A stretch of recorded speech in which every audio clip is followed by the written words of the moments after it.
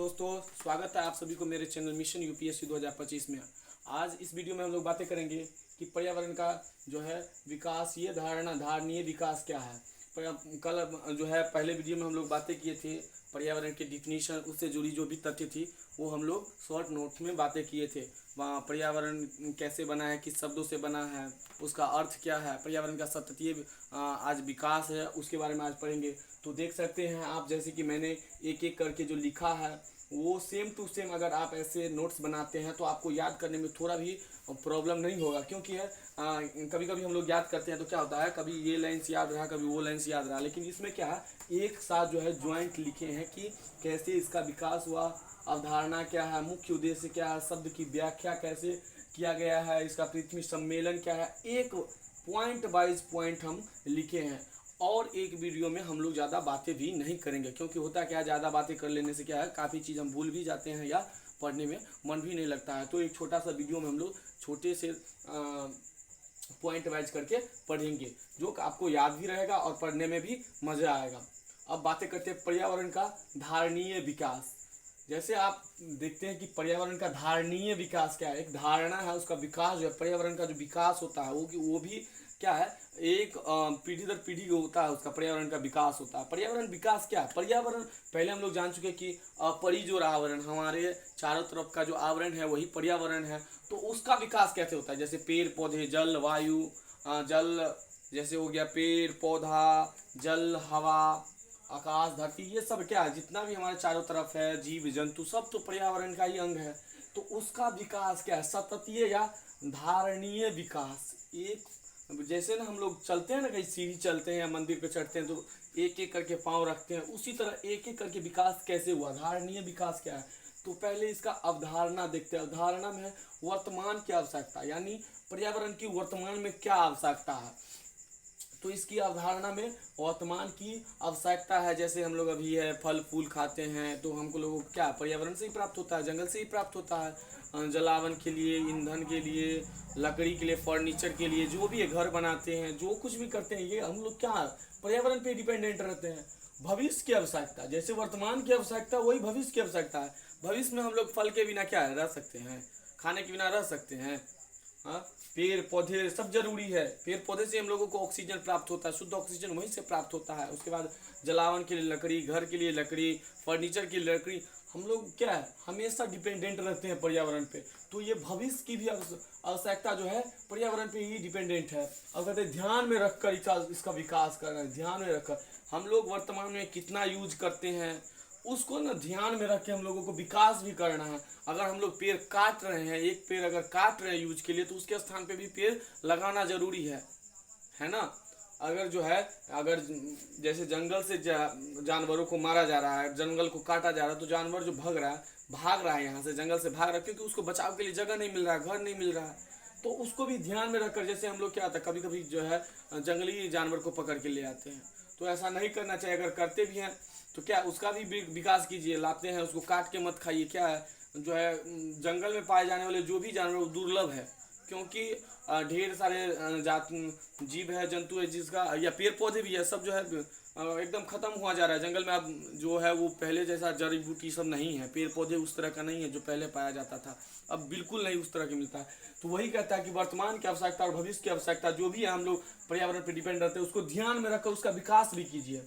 इसका मुख्य उद्देश्य क्या है, पर्यावरण के धारणीय विकास का मुख्य उद्देश्य क्या है, पृथ्वी के प्राकृतिक संसाधनों का, पृथ्वी में पर जो भी प्राकृतिक संसाधन है, जल है, वायु है, उसके बाद बता दें आपको कोयला है, पेट्रोलियम है, जितना भी पदार्थ मिलता है हमारे पृथ्वी से, जो भी चीज़ हमको प्राप्त होता है जंगल से, वन से, जो भी चीज़ प्राप्त होता है जीव जंतु से, उसका क्या है वो सब है प्राकृतिक संसाधन है। जिसका भी हम लोग यूज करते हैं ईंधन के रूप में, सभी प्राकृतिक संसाधन है। इसका क्या है न्याय संगत उपयोग करना। देखिए जैसे जल एक प्राकृतिक संसाधन है, लेकिन उसको क्या कहा गया है, न्याय संगत उपयोग। हम लोग क्या करते हैं, नल चल रहा है, नल चल रहा है, पानी बह रहा है, पानी बह रहा है एकदम से, हम लोग एकदम पानी ढारे जाए, लेकिन जितनी आवश्यकता है उतना ही यूज कीजिए। जितना पानी से आप नहा सकते हैं, एक सिंपल जो है सामान्यतः 12 या 15 लीटर से नहा सकते, उतना ही नहाइए। जरूरी नहीं है कि आप 50 लीटर या 100 लीटर से एकदम ढारे जाइए। क्या है, आप कितना भी पानी रखिए, गोरा तो नहीं हो, जिसका जो रंग है वैसा ही रहता है। स्नान करते हैं तो जब शरीर की गंदगी साफ हो जाए, अपने आप को फ्रेश लगे, तो उतना ही पानी का यूज कीजिए। कपड़ा धो रहे हैं तो धोकर उसको पानी का उतना ही यूज कीजिए। गाड़ी धो रहे हैं या मवेशी को पानी पिला रहे हैं तो पानी को बर्बाद न कीजिए। साफ पानी को खराब मत कीजिए, प्रदूषण से उसे बचाइए। तो वही बोला है कि न्याय संगत उपयोग कीजिए, उसको जहाँ जितना उसका उपयोग है उतना ही कीजिए। अब क्या होता है, अभी जो है पेट्रोल सब जो है, पेट्रोल डीजल जो भी कुछ है जो धरती से प्राप्त होता है, प्राकृतिक संसाधन जो है, इसका हम लोग उपयोग सही से नहीं करते हैं। करते क्या है, अभी सबके पास बाइक है, कार है, लेकिन सबसे ज़्यादा वही बाइक का यूज होता है। तो होता क्या है, अगर हमको पान खाने जाना है या किसी रिश्तेदार के गांव में भी जाना है तो क्या है, हम लोग बाइक से चले जाते हैं। अगर किसी दुकान पे जाना है तो बाइक से जाते हैं। होता क्या है, उसमें पेट्रोल ख़त्म होता है, पेट्रोल जलता है। तो पेट्रोलियम का क्या है, काफ़ी यूज कर रहे हैं। तो उसका देखिए, जहाँ आप पैदल जा सकते हैं पैदल जाइए, लेकिन साइकिल का यूज कीजिए। साइकिल क्या है, आपका एक तो है शारीरिक व्यायाम भी हो जाता है, आपका शरीर भी स्वस्थ रहता है, और क्या है, आप प्राकृतिक संसाधन का बचत भी कर रहे हैं। तो इसीलिए कहा गया है कि प्राकृतिक संसाधनों का न्याय संगत उपयोग कीजिए। संरक्षण मतलब बचाव होता है, बचाव कीजिए। जितना आप बर्बाद कर सकते हैं कोशिश कीजिए कि उस जो आपके उपयोग के बाद जो बचे उसका आप जो है संरक्षण कीजिए, बचाव कीजिए, उसको जमा कीजिए। जैसे बारिश का पानी आता है, इधर उधर बह जाता है, जो कि बारिश का पानी पहले शुद्ध माना गया, अब लेकिन प्रदूषण के कारण क्या अम्लीय वर्षा भी होता है, पानी में खराबी रहती है। लेकिन आप उस पानी को सही जगह यूज कर सकते हैं। जैसे आप मवेशी को पानी पिलाने के लिए, अपना गाड़ी धोने के लिए, जो है अगर आप बागवानी लगाए हैं तो फूल में पानी देने के लिए, तो इस सब के साथ आप उस पानी का यूज कर सकते हैं। तो इसलिए कहा गया है संरक्षण कीजिए। अगर आप पानी आपके छत से, घर से आपका पानी, बारिश वाला पानी बह के अगर कहीं जा रहा है नालागढ़ में, तो क्या पानी तो खराब हो गया, बर्बाद हो गया। अगर वही आप घर के बगल में अगर ऐसे कोई सोख्ता बना लिए तो क्या है, पानी रिस के भूजल में चला गया। वही पानी जो है मिट्टी के जो है छंद्र से छीन कर वो पानी जो है एकदम पीने योग्य मृदु जल बन गया। वो जो है, जो वर्षा का पानी का आप संरक्षण जो करते हैं, वो बचाते हैं, वो पानी क्या है आपके भूमि जल के स्तर को बढ़ाता है। क्योंकि अभी होता है क्या है कि पानी का काफ़ी ज़्यादा शहरों में यूज होता है तो भूमि जल का स्तर जो है नीचे जा रहा है, जबकि हमारे धरती पर पीने योग्य पानी सिर्फ ये 3% मृदु मीठा जल है, उसमें से 1% शायद पीने योग्य पानी जो है, जो भूमि जल के पास बहुत कम जल पानी है। बाकी जितना भी मीठा जल है वो नदी में है, झील में है, बाकी तो इसलिए कहा गया संरक्षण, प्राकृतिक संसाधन जो भी है पृथ्वी में पाए जाने वाले उसका संरक्षण कीजिए। और उचित प्रबंधन, उसका जो रख रखाव है क्या है, उचित ढंग से, यानी सही ढंग से। क्या है, हम कोई भी चीज़ रखे लेकिन खराब हो गया क्योंकि उसका उचित प्रबंधन नहीं किए। जो चीज़ हम यूज किए और जो रह गया बाकी यूज करने के बाद, उसको ठीक है हम संरक्षण किए, प्रबंधन किए, लेकिन क्या वो खराब हो गया, कोई फायदा नहीं। तो इसीलिए कहा गया कि प्राकृतिक संसाधनों का उचित प्रबंधन भी कीजिए। क्या पेट्रोल सब है उसको ऐसे खुला में रख सकते हैं, वो तो वाष्प बन के उड़ जाएगा, इसलिए उचित प्रबंधन भी जरूरी है। अब है कि इस पर्यावरणीय धारणीय का विकास का जो शब्द की जो है वो व्याख्या, तो इसका जो है फर्स्ट टाइम जो व्याख्या किया था 1987 में इसका व्याख्या किया गया था। किसके द्वारा, तो world commission on environment and development WCED के द्वारा किया गया था।